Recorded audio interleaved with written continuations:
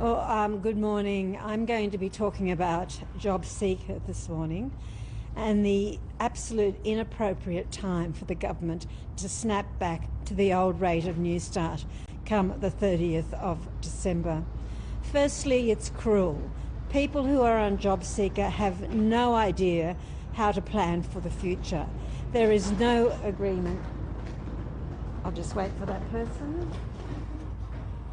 There is absolutely no indication from the government on what their plans are for JobSeeker into the next year. This is an incredibly uncertain time. We have over 1.4 million people who are currently on the JobSeeker payment, and it is critical, absolutely critical, that those people know and have some certainty about their future. The prediction is there will be another 400,000 people on JobSeeker by Christmas time. That makes 2 million Australians unemployed.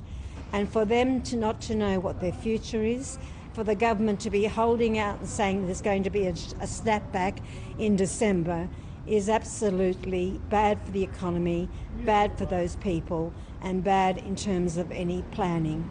We know people that are on small amounts of money, like JobSeeker, with a supplement, spend all their money. They don't hoard it, they can't afford to, and therefore that creates employment within the community.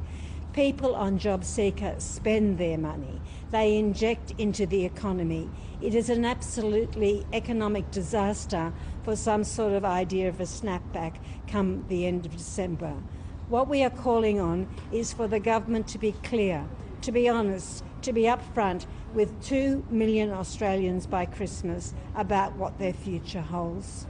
The government's bringing forward billions of dollars in infrastructure spending. Are you disappointed that social housing isn't going to be part of that? Social housing is absolutely crucial to the economic recovery. Social housing is absolutely crucial to groups like people who are experiencing domestic violence, to groups who are renters, to groups who are on very small income. Social housing also makes sure that the employment of tradies is an ongoing concern and viable in this country.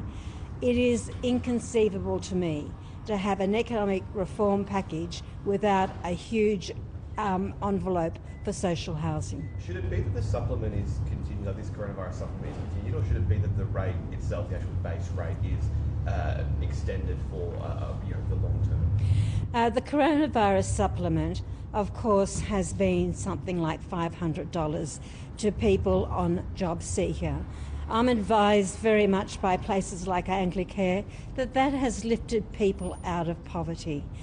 The rate will go down to $250 come the 27th of September, and then that is as far as we know, really, and through to December. There is no message from the government. There is no indication from the government that supplement will be continued into the new year. This is what we're saying very clearly and very loudly to the government. You have to give some certainty to the 2 million people who will be on JobSeeker by Christmas about what their future holds. This is not the time to be pulling back on supplements. This is a time to make sure that the economy is supported, and part of that support for the economy is a very good base rate for JobSeeker. That's a permanent rate. How much do you think the base rate of JobSeeker needs to rise from what it was at? Like, does it need to be a fair bit higher, a little bit higher? What would you be satisfied with? Well, Labor, as you know, has not put an amount on what the supplement should be, but more importantly, on what the ongoing base rate of JobSeeker could be. This is a confusing message from the government. We are not going to tell you what you'll be living on next year to 2 million Australians. Absolutely cruel and economically reckless. Just on a separate issue, who should the Aboriginal flag be owned by? The Aboriginal flag, hopefully there'll be a motion in the Senate today to launch an inquiry into the very issues of the Aboriginal flag. The Aboriginal flag is the one symbol that unites all Aboriginal people in our diversity across the nation. At the moment, the flag's licence, that is the image of the flag, the reproduction of the flag, be it the AFL, the NRL or individual Aboriginal organisations, is controlled by a non-Aboriginal company. And we believe that that's a very difficult situation. We recognise the legal rights of people. We recognise the legal rights of Harold Thomas, and we want him to continue to hold copyright. But the flag cannot be held hostage by a company that is about profit. If that company continues to try and to hold that flag hostage, would Labor support making the flag a protected item that is ineligible for copyright? Well, the flag is an official flag of Australia under the Flags Act 1953. The federal court made a decision in 1995, I think it was, or 97, that Harold Thomas held the copyright to the flag. The issue with the flag is that people have ownership of it, that it is a collective view from Indigenous Australia and in fact all Australians that the Aboriginal flag signifies something important to all people in this country.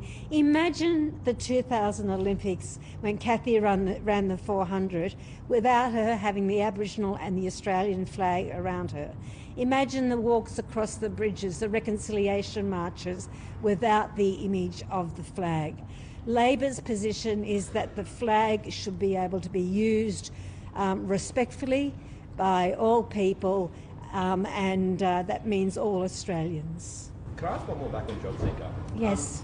There was an ACOS report that came out yesterday that said if the income support measures aren't extended or if they're cut back as planned, there could be 1 million more people in poverty by the end of the year. We're talking about GDP at this point. What's that going to do to GDP, I guess, long term? Something like 3.5 million people in poverty at the end of the year, many of those in poverty for long term. The ACOS report's an important report. In fact, I'm going to be discussing it with ACOS in a few hours' time.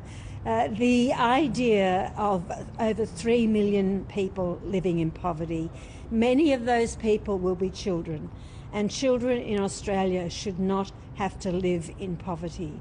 The important point is this, is that the government needs to make clear what the rate of JobSeeker is going to be going into the future. That gives people certainty, that gives people the capacity to plan, and it also is a very important point for the economy, which we know is in real trouble at the moment. Excellent. Thanks, everybody. Thank you. Thank you.